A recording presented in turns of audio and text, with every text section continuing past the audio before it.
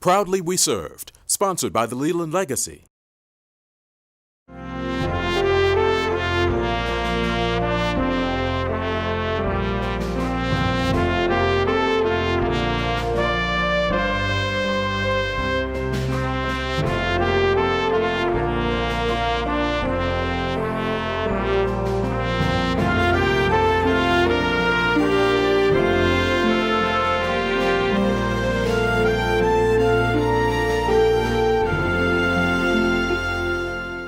I'm Al Bledsoe, Veterans of Foreign War, Post 1108.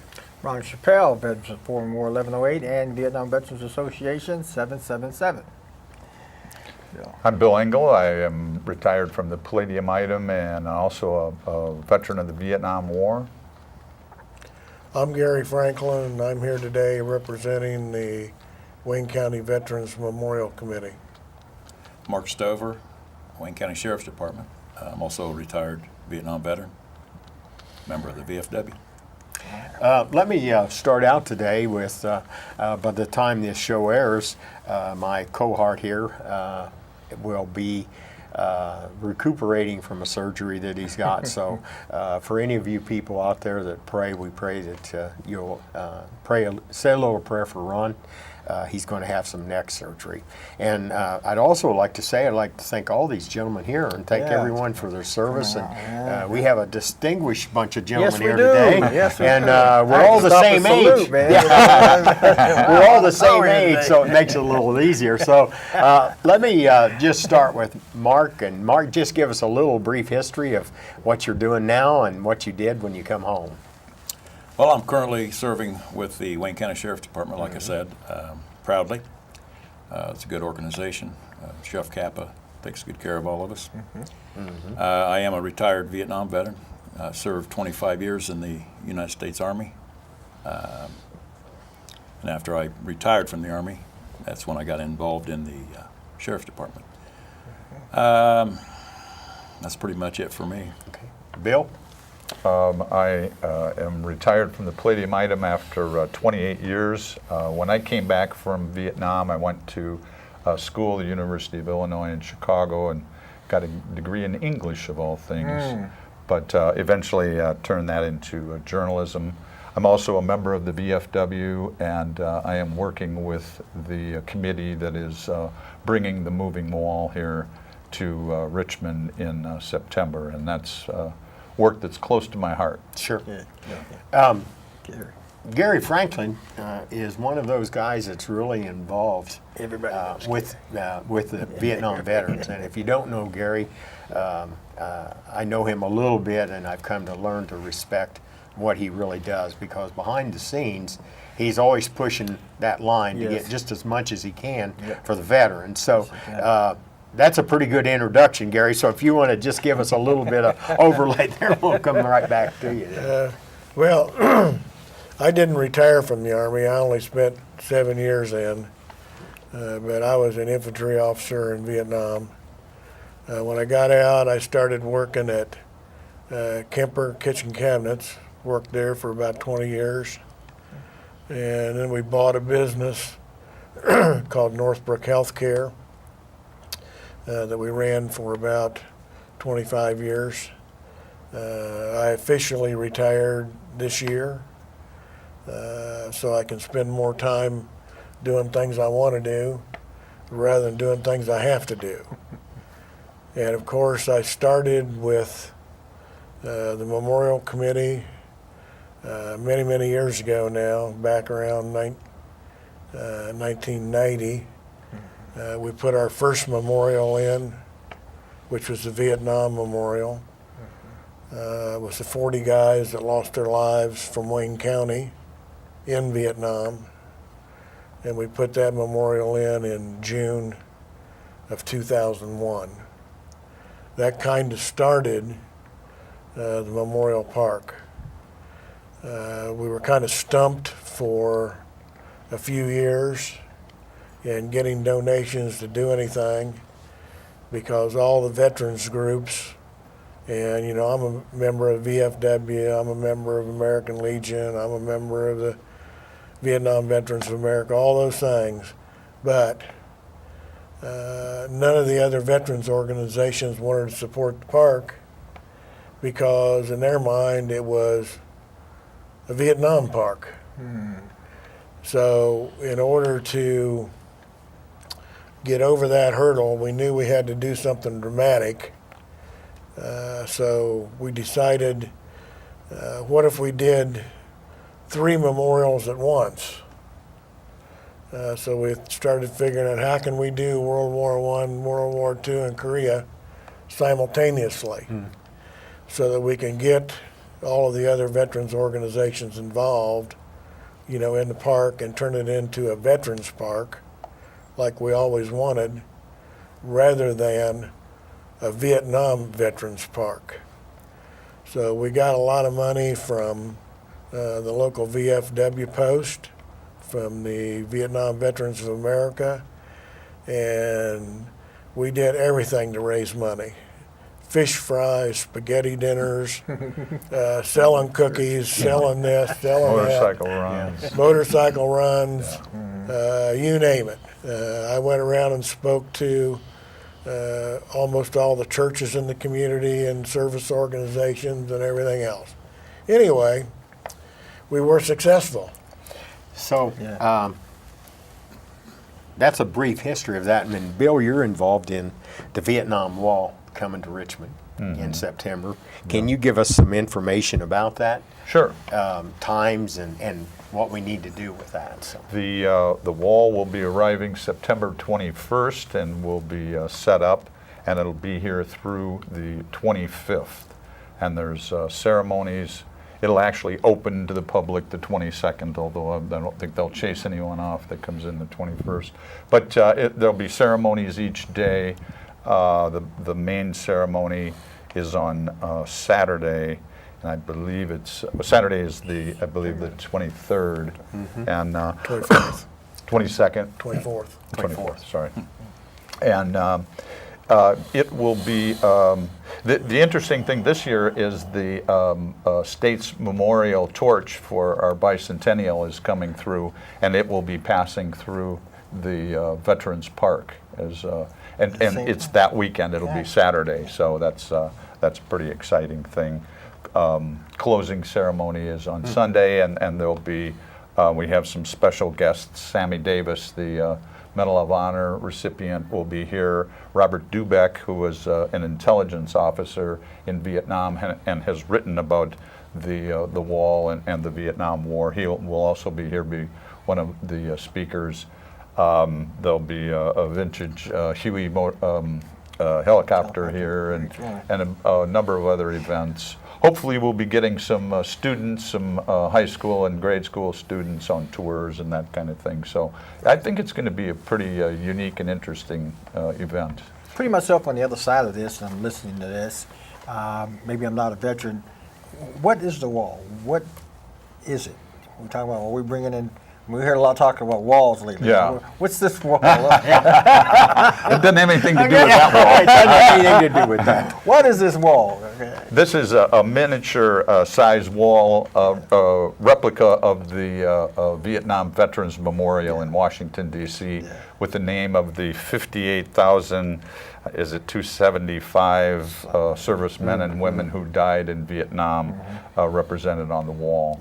So it's something that, as you know, this is not just about celebrating our warriors. This is about celebrating the men and women who served and paid the ultimate sacrifice in the Vietnam War, but also the local veterans and the families of those who lost service people. Gary mentioned that there's 40 from Wayne County who died in the Vietnam War, but it's also to educate people. It's to tell people, and it's hopefully veterans will tell their stories, so the younger generations will learn about war and that period. Right.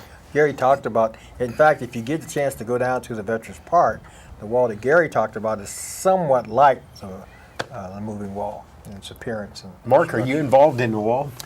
Briefly, I've been in the past, not like Gary or maybe Bill, but in the past I have, I'm the wall sentry every year. I've done it for 25 years, and it's an honor to do that. The wall is a very special event for me also, especially to go and visit. But there's an awful lot of work behind the scenes. I'm working on some advertising, or I guess you wouldn't call it advertising, but a public service announcement about the wall. We're going to run a commercial on television and radio announcing the wall and the dates it'll be here. I'm working with Bill, actually. Well, hopefully we'll get that done where we'll be able to get some of those spots actually on the major radio stations, and also WCTV will do some airing of what that's all about. That's kind of what this show's about too today, is to let people know that that wall's coming. September 21st, it'll be open to the public the 22nd. So Gary, tell us a little bit about, do we need, as in all cases, you know, we need to fund things. Can you just give us just a little bit of information about where to send the money, and if Yeah, they can? sure. And, Best thing to do would be to send it to the local VFW post. That's post 1108. That's on South 8th Street. It's in the phone book. And if you just mark your check or whatever, you know, for the moving wall, that would, you know, certainly get to us and would be appreciated. Bill, when you started with this wall thing, how did all that take place? How did somebody get the vision to bring the wall to Richmond? Who started all that? Well, and Gary may remember this as well or better than me. Sure. I worked at the Palladium and I covered it at the time. I got a call from Barbara Gray, whose husband, and Andrew, no, her husband is a Vietnam vet, and she told me that the moving wall was coming here, and I had that reaction. What's that? Because I'd never heard of it, but she's the one that kind of inspired me to write about it. But again, this whole thing has been, you know, local veterans working together and veterans organizations and marshaling support from the community. And Sally Hutton was always a supportive. Bill Smith, who's no longer with us but was the head of the street department, has been very supportive. Right. But again, it's been a real grassroots effort. And I remember when we brought the wall the first time, we built a bunker. So we're out there pouring sand in sandbags and building a bunker. And you know, I thought, well, that's crazy. I haven't done this since I was in Vietnam, and it was, you know, 40 years later. So, but again, it's always been inspiring to see all these people just get together and do all this work. You know, Marine Corps League and the VFW and Legion and AMVETS, and then vets come from all over, from, you know, Winchester and Connorsville in Ohio. It's always been kind of exciting thing. But you know, every service had its form of esprit de corps, you know, and we always talk trash to each other and all that. But man, I remember in Nam, it didn't matter what branch of service you were in. You know, you were glad. I was glad to see the Air Force coming, you know, and dropping their napalm or whatever the case may be, you know, and the Navy bringing in supplies and you know, all the things that we did. You know, I was glad to see that camaraderie.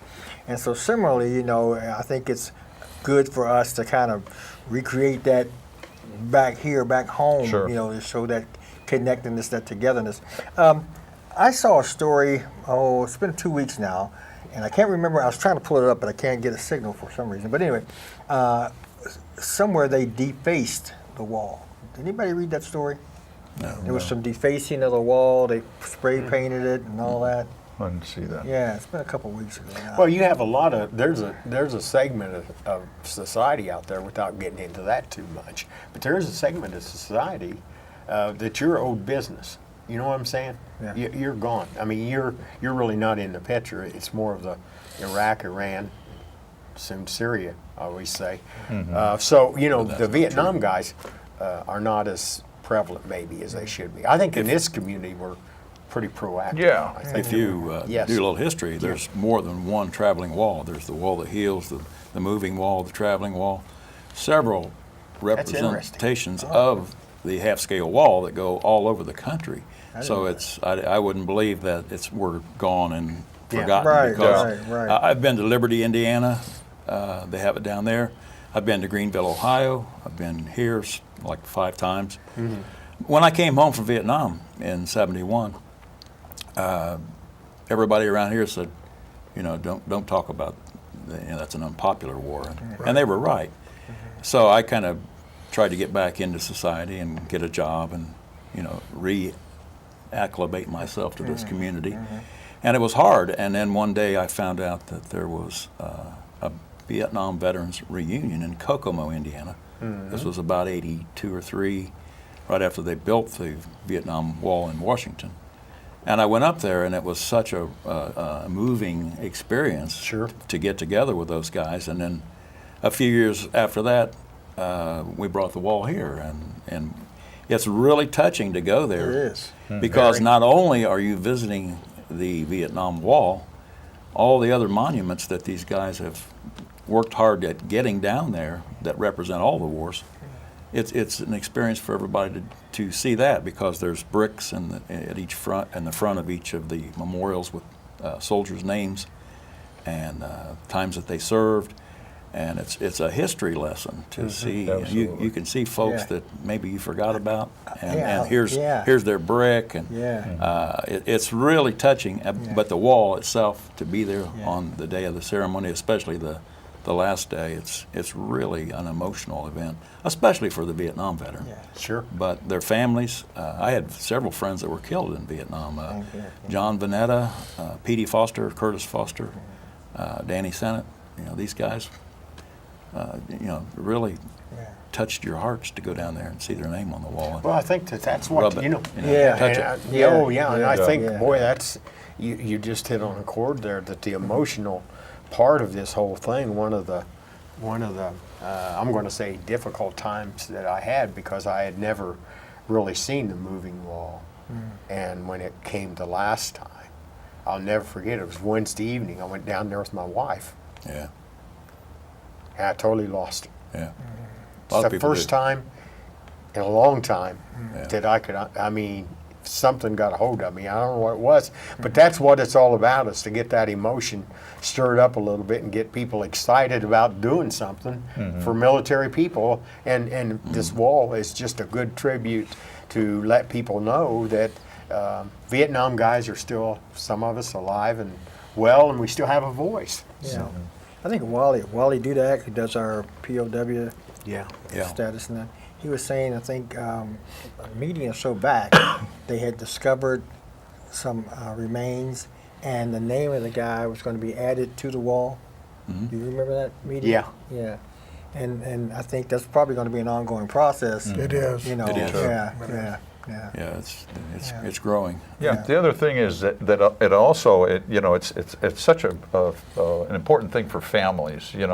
Families who live this every day. They have this loss in their lives, and it is also a way of supporting the men and women who are serving now in uniform. That's something that we do it on Memorial Day. We do it Veterans Day. We should do it quite a bit more. It's important to the community. It's community building, I think. Well, we had talked to last time,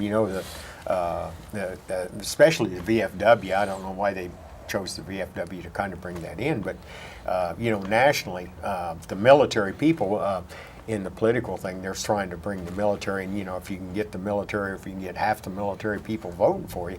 So, and I don't say we're pawns, but what I'm saying is that all of a sudden military people, because of all the scandals we had in the VA that brought all that to surface, and now you got guys throwing bombs that's not working and all that stuff. So they're really almost playing on the sympathy of you and me and people like us that are out there trying to get something done. So, to me, it's fascinating. I got a burr in me. Yeah. Does it bother Just you guys? bring it up. The stuff, these kids burning the flag and that kind of stuff. Does it? It does. It just, It's despicable. man, they don't understand, what it represents and what many of us, the guys on the wall and the rest of us, your name may not be on the wall, but you had an experience, that's indelibly imprinted, and unfortunately, there are fellas who have not been able to handle it like maybe we have been able to here, who are still suffering from that experience. And man, it just bugs me when I see stuff like that that's so disrespectful, and ungrateful. It is. Yeah. It's the way the society's progressed, though, that we've got into anything's okay. And as long as we have that kind of an attitude, I mean, it's just going to be that way. Yeah, People don't respect law enforcement, you know, with what he does Yes. everyday Yeah. life. Every day he Yes. straps that gun on, he's subject to somebody could take him out. I'll tell them when they get in trouble, call I a got my crack dealer. vest on. Get in trouble, call a crack dealer, okay? There you go. Yeah. Just don't try and burn a flag down at the memorial. That's Yeah. right. No, That's no. right. No, That's don't- right. You might get hurt. Which Yeah, brings me somebody might back to get- what you're somebody doing. might That's get hurt. important, what you're doing, Mark. That is very Sure. important. Thank you. Absolutely. Yeah, it is. And I don't know, do you need help? Do you need people to come Always aboard? need help. Sheriff's Department's always looking for good officers. Right now, there's a process on to hire not only merit officers, but the COs in the jail. They need some good help. And, get online, go to the Wayne County Sheriff's Department, and there's applications. Well, I'm we need past some that good point folks. of employment, but I'll be an encourager. But Mark mentioned before that you've been a sentry at the wall. which Yes. is Every very year, important. every which, time like I he's said, a it's an honor, you know, since I've done it from the very first, and it kind of starts the whole process, and that's moving to me. Oh, sure, Yeah. You know, sure. to be out And I there. think you use other people to, I think there is somebody monitoring, keeping an eye on the wall 24 hours a Right, day, right. 7 They days a have a week guard. while it's here. It's 24-hour Yeah. guard. Yeah. When Good. it came the very first time, Well, that and was we watched it being put up, that was something. and Steve Koger and I pulled guard duty Right. that night, and I think it was, it may have been an 8 to 12 shift, it may have been midnight to 4, I don't remember, but that was so moving to be there is, in at that night. time of night. It was Wow. so quiet, and still there were people coming through, and then especially families and friends that were looking for names. You know, it's terrifically moving time to be there. So I would guess if anyone is interested in being a sentry while the wall is here, they could probably contact the VFW and volunteer their services That would be there. helpful. Yep, we always need a lot of guards. Yeah. Yep. Probably You know, need some people to set it up too. Well, yeah, you don't need as many as you think, because it's pretty 1, 2, 3. You know, it's pretty organized. They do it all the time. But you know, we started this in 1990. It was the first time we brought the wall, and this will be our 6th time. We try to bring the wall every 5 years. We've stuck to that schedule pretty good. There was one time we went 6 years rather than 5. But all of us now that are the people that are pumping this out all the time, you know, I'll be 71 years old in November. And we have some of our people in the organization that are older than I am. You know, I think our oldest is 76. So we're all just kind of thinking, you know, are we going to be around 5 years from now? Or even if we're around, Yes. are we going to be able to Something do to think anything? about. Yeah. Pull you out in your wheelchair, huh? So we don't know. But, you know, as long as we can do it, you know, we'll do it. Because, you know, of those, you sit here and I did this calculation last time, and I don't remember the percentages, but 40 men from Wayne County, Indiana, compared to